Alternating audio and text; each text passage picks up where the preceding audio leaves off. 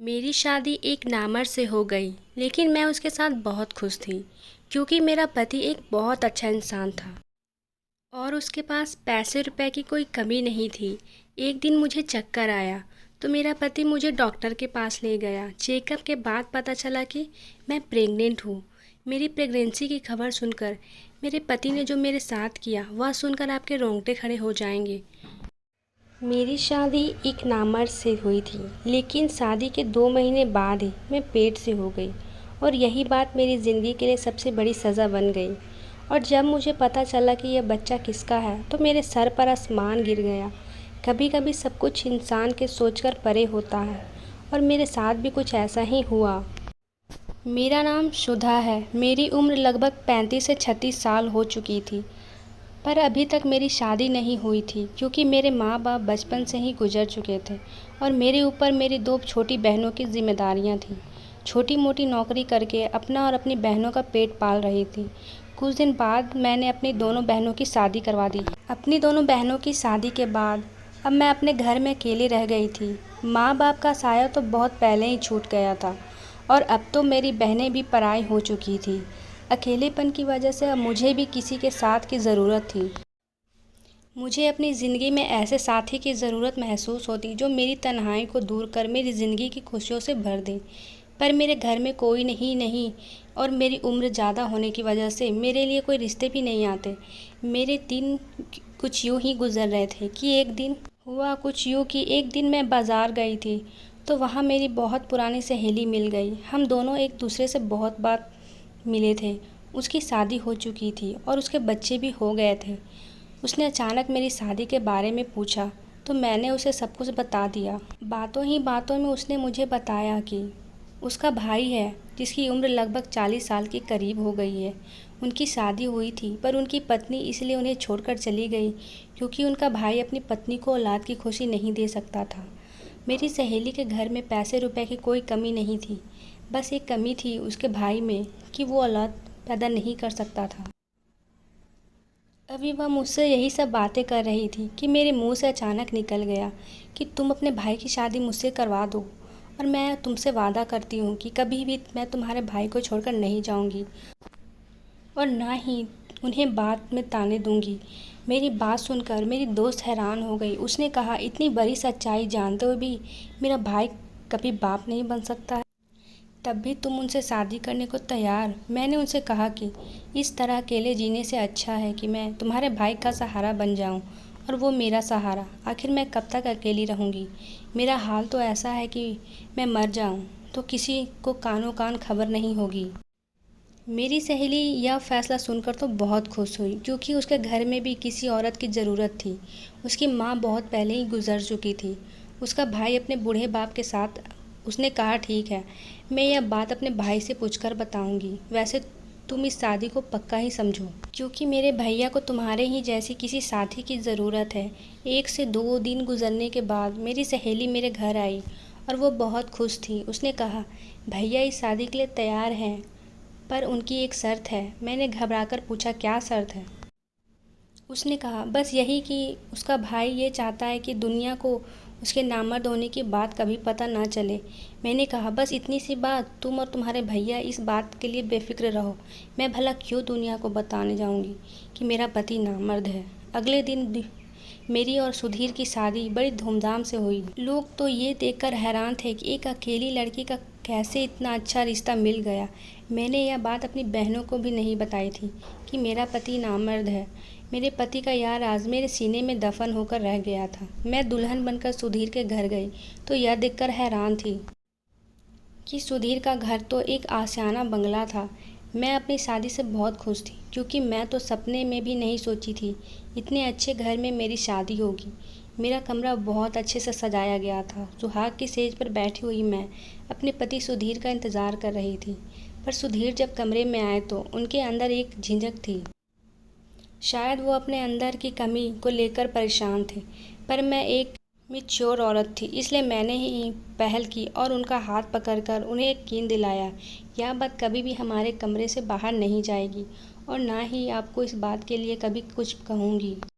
मेरे इतने कुछ कहने और समझाने के बाद सुधीर का चेहरा खिल उठा। उन्होंने मेरा हाथ चूमते हुए मेरे हाथों में तोहफे के रूप में अंगूठी पहनाई और कहने लगे कि तुम्हें देखकर लगता है कि अब मेरी ज़िंदगी में मुझे सब कुछ मिल गया है। मुझे भी कुछ ऐसा ही लग रहा था कि मैंने अपनी ज़िंदगी में अब सब कुछ पा लिया, मगर मुझे क्या पता था आने वाला वक्त मेरे लिए मेरी ज़िंदगी का आजमाइश साबित होगा। मैं और सुधीर अपनी ज़िंदगी में बहुत खुश थे। सुधीर ने मुझे इतना प्यार दिया कि मैं उसके साथ बहुत खुश थी। सुधीर ने मुझे अपनी पहली पत्नी के बारे में सब कुछ बताया। उन्होंने बताया कि काफ़ी दिनों तक उन्हें बच्चा पैदा नहीं हुआ, तो डॉक्टर को दिखाया गया, तो डॉक्टर ने सुधीर में ही बहुत सी कमियां बताई। और जब यह बात सुधीर की पहली पत्नी को पता चली कि वो कभी बाप नहीं बन सकते, तो वो इन्हें छोड़कर चली गई। सुधीर ने बताया कि दूसरी शादी के बारे में उन्होंने इसलिए नहीं सोचा कि दूसरी पत्नी भी अगर मुझे छोड़कर चली जाएगी तो मुझे यह सदमा बर्दाश्त नहीं होगा। लेकिन मैंने सब कुछ जानते हुए इनसे शादी की, ख्वाहिश का इजहार किया था, इसलिए इन्होंने मुझसे शादी की। मेरे दिल में भी बच्चे की तमन्ना थी, पर मुझे यह बात बहुत अच्छी तरीके से पता थी कि मेरा पति मुझे औलाद नहीं दे सकता। इसलिए मैंने औलाद की ख्वाहिश को अंदर ही मार दिया और सुधीर को यकीन दिलाया कि मैं आपसे कभी बच्चे की ख्वाहिश नहीं रखूंगी। हर गुजरते दिन के साथ मैं सुधीर के घर में अपनी जगह बनाती जा रही थी। मैं सुधीर और उसके पिता की खूब सेवा करती। शाम के वक्त हम सब एक साथ बैठकर चाय पीते। सुधीर को ऑफिस से आने में लेट हो जाता, इसलिए मुझे बोरियत महसूस होती, तो मैं अपने ससुर जी से बातें करती। उनका भी दिल बहल जाता और मेरा भी वक्त गुजर जाता। मेरी शादी को 2 से 3 महीने गुजर चुके थे, पर कुछ दिनों से ये महसूस हो रहा था कि मेरी तबीयत कुछ ठीक नहीं। एक दिन हम सब खाने की टेबल पर बैठे हुए थे, तभी अचानक मुझे चक्कर आ गया और मैं गिरते गिरते बची। मेरी हालात देखकर सुधीर ने मुझसे कहा, तुम बहुत कमज़ोर हो गई हो, अपने खाने पीने का तो ख्याल रखती नहीं हो। ठीक है, खाना खाने के बाद हम तुम्हें डॉक्टर के पास लेकर जाएंगे, ताकि तुम्हें डॉक्टर कुछ ताकत की दवाइयाँ दे दें कि तुम खाना अच्छी तरीके से खाने लगो और तुम्हारे अंदर की कमजोरियाँ भी दूर हो जाए। मैं डॉक्टर के पास नहीं जाना चाहती थी, पर सुधीर ने मेरी एक न सुनी। ऑफिस जाने की बजाय वो मुझे डॉक्टर के पास लेकर चले गए। डॉक्टर ने मेरा चेकअप किया और चेकअप करने के बाद डॉक्टर ने जो बात बताई उसे सुनकर हम दोनों पति पत्नी सन्न रह गए। डॉक्टर ने बड़ी खुशी होकर यह बात सुनाई थी, पर यह सब खबर सुनते ही हम दोनों के चेहरे की हवाइयाँ उड़ गई। मैं और सुधीर बहुत ही अजीब नज़रों से एक दूसरे को देखने लगे, क्योंकि मुझे और सुधीर को यह बात अच्छी से तरीके से पता थी कि सुधीर कभी बाप नहीं बन सकते, तो फिर यह बच्चा किसका? आखिर मैं प्रेग्नेंट कैसे हुई? डॉक्टर के साथ से सुधीर ने रिपोर्ट ली और बिना कुछ कहे बाजू से मुझे पकड़कर गाड़ी तक ले आए और इतने तेज़ रफ्तार में गाड़ी चलाएं कि मुझे चीख निकल आई। मुझे भी कुछ समझ में नहीं आ रहा था कि आखिर हो क्या रहा है।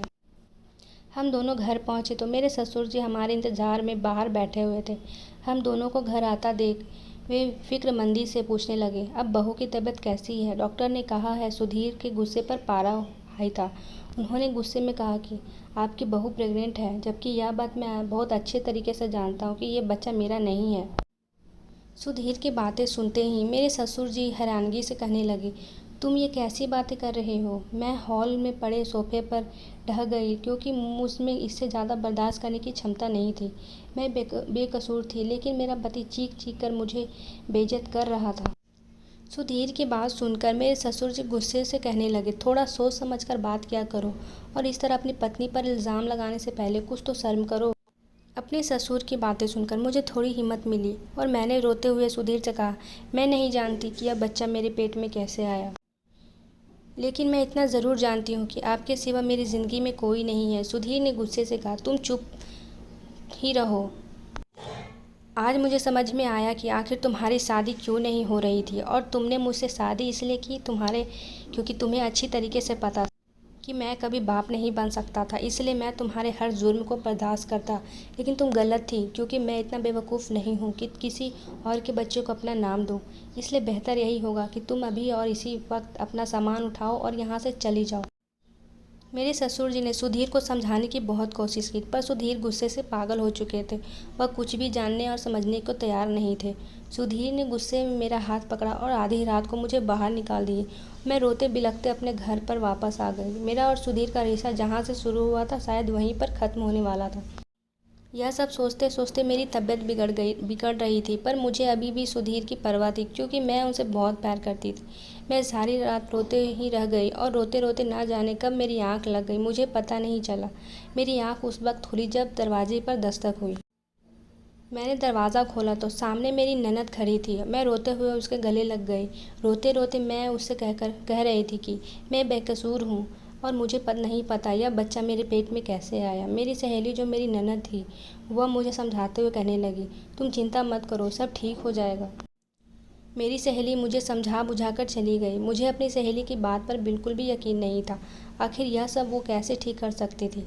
बहुत सोचने विचारने के बाद मेरे दिमाग में यह बात आई कि मेरे ससुर ने तो मेरे साथ कुछ गलत नहीं किया, क्योंकि शादी के बाद मेरी ज़िंदगी में सुधीर के अलावा अगर कोई मर्द था तो वो ससुर जी ही थे।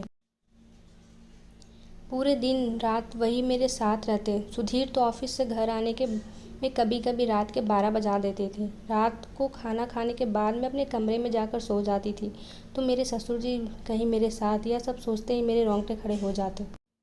उनका मेरे ऊपर प्यार जताना और हद से ज़्यादा ख्याल रखना आज मुझे खटक रहा था। इसी सोच विचार के साथ किसी तरह मैंने एक हफ्ता गुजार दिया और हर गुजरते दिन मैं भगवान से बस यही दुआ करती कि भगवान मुझे बेकसूर साबित कर दो और मैं अपने पति के साथ दोबारा अपनी ज़िंदगी सुकून से जीना चाहती हूँ।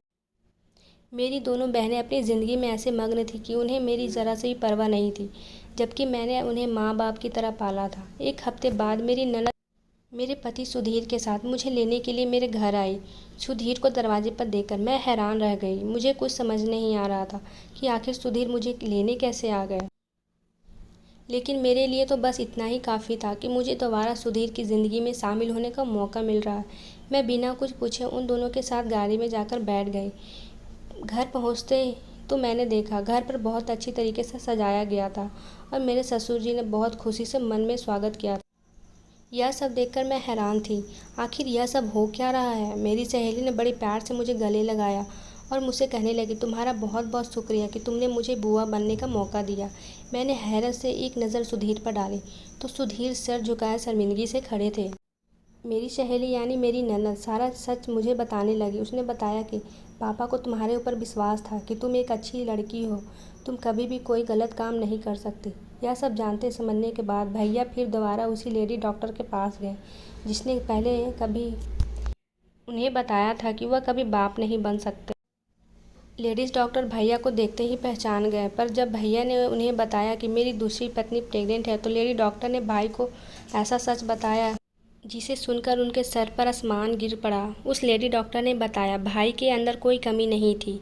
उनकी पहली पत्नी ही भाई के साथ रहना नहीं चाहती थी, इसलिए वह ऐसी दवाइयाँ इस्तेमाल करती कि वो कभी प्रेग्नेंट ना हो और भाई पर नामर्द होने का झूठा इल्ज़ाम लगाकर इसे छुटकारा पाना चाहती थी। इसलिए वह पैसे के दम पर डॉक्टर से भाई की झूठी रिपोर्ट बनवाई कि भाई को लगे कि वह कभी बाप नहीं बन सकते। यह सब होने के बाद वह दिन रात भाई को नामर्द होने का ताना देती। इसलिए तंग आकर भाई ने खुद ही उस औरत को तलाक दे दी। मेरी सहेली ने यह सब मुझे बताकर फिर से सुधीर की ज़िंदगी में मुझे आने का मौका दे दिया था। नहीं तो मैं इसी सोच में साथ घुट रही थी कि आखिर यह बच्चा किसका है। मैं तो अपने ससुर पर ही शक करने लगी थी। सुधीर मुझसे अपने किए की माफ़ी मांगने लगे, लेकिन मुझे उनकी शिकायत नहीं था क्योंकि उनकी जगह कोई भी होता तो शायद ऐसे ही करता। मेरा घर आने की खुशी में मैंने और सुधीर ने मिलकर केक काटा था और मेरे ससुर और मेरी सहेली ने हमारे अपने होने का फ़र्ज़ निभाया था। मेरे ससुर ने मेरे सर पर हाथ रखकर मुझे बहुत सारी दुआएं दी, पर मैं दिल से ही शर्मिंदगी महसूस कर रही थी कि कुछ लम्हों के लिए ही सही मैंने अपने ससुर ऊपर शक किया। हमारे रिश्ते कितने नाजुक होते हैं जिन्हें बहुत प्यार से संभाल कर रखना पड़ता है। कभी कभी इंसान की मामूली सी गलती से हमारे रिश्ते शीशे की तरह टूट बिखर जाते हैं। आपको ये कहानी कैसी लगी कमेंट में ज़रूर बताएं और चैनल को सब्सक्राइब करें।